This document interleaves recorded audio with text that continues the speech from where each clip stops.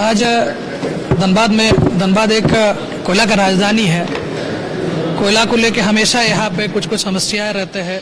Outsourcing कंपनियां का कुछ समस्या रहती है, बीसीसीएल का कुछ समस्या रहती है, उसमें पुलिस का भी कुछ समस्या है, बीसीसीएल का है।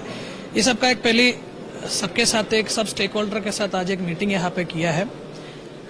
इसका मेन कारण यहाँ पे लॉ एंड ऑर्डर का स्थिति को ठीक रखने के लिए और धनबाद में एक सुचारू एनवायरनमेंट क्रिएट करने के लिए, जहाँ बीसीसीएल अपना काम, आउटसोर्सिंग कंपनी अपना काम अच्छा से करे, उसी को लेके एक अच्छा एक कोऑर्डिनेशन का जरूरत था। कोऑर्डिनेशन के लिए आज यहाँ पे सबको बुलाया, सबका समस्याएं सुना, पुलिस के क्या क्या एजेंडा है लॉ एंड ऑर्डर को ठीक करने के लिए।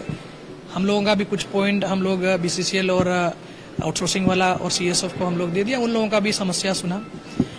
ये इस बार हम पहली बार मीटिंग किया है, अभी इस टाइप का मीटिंग हम लोग बार बार करेंगे। थाना लेवल पे और एसडीपीओ लेवल पे भी इसे मीटिंग करेंगे। इसका मेन उद्देश्य है कि पिछले 2 महीने में कुछ आउटसोर्सिंग के जगह पर वर्चस्व को लेके कुछ लड़ाई हुआ था। इस लड़ाई को खत्म करना और धनबाद का विधि व्यवस्था को और बेहतर करने के लिए हम लोग आज मीटिंग की है।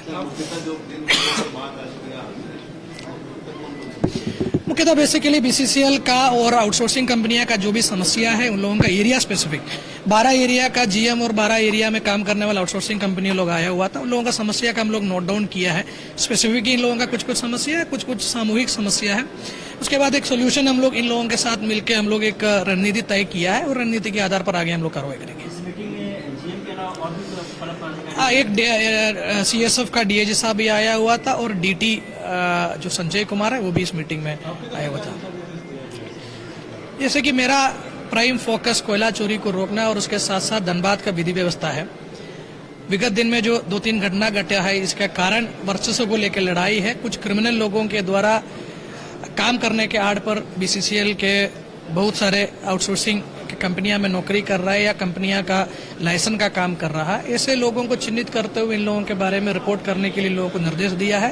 अगर किसी भी आउटसोर्सिंग कंपनी किसी भी क्रिमिनल का सपोर्ट अगर करेंगे, उसको मदद करेंगे या किसी रोड सेल के नाम पर अगर कोई क्रिमिनल अपना वर्चस्व के लिए किसी भी आउटसोर्सिंग के जगह पर अपना बदमाशी करेंगे, तो ऐसे लोगों को चिन्हित करते हुए रिपोर्ट देने का निर्देश अभी बीसीसीएल वाला को दे दिया है। अलग से इन लोगों के ऊपर पुलिस भी कार्रवाई कर रही है। पेट्रोलिंग बढ़ाने की बात हुई थी।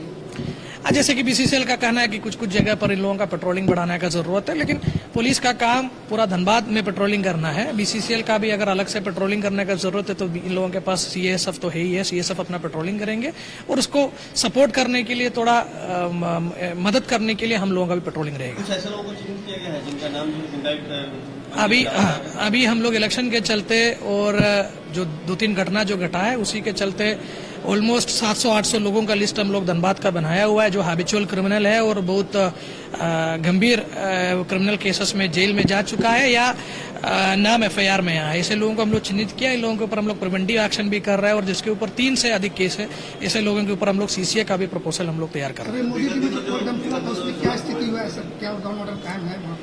अभी आप लोग खुद देख रहा है, जहां भी कुछ लॉ एंड ऑर्डर इश्यू अभी हुआ है, हम लोग एफआईआर करके हम लोग अभी कड़क कार्रवाई की है, उसी के चलते अभी शांत है। अब ऐसे घटनाओं का पुनरावृत्ति न हो, उसी के लेके भी हम लोग अभी पहल कर रहे हैं। उसमें टोटल 3 एफआईआर हुआ है।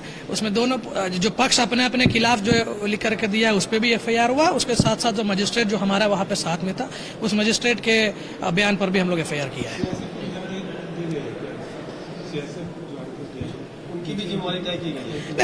सीएसएफ का जिम्मेदारी ऑलरेडी बीसीसीएल के द्वारा तय किया गया ही है और ये लोग हम लोगों को अपना काम करने में हमेशा मदद भी कर रहा है।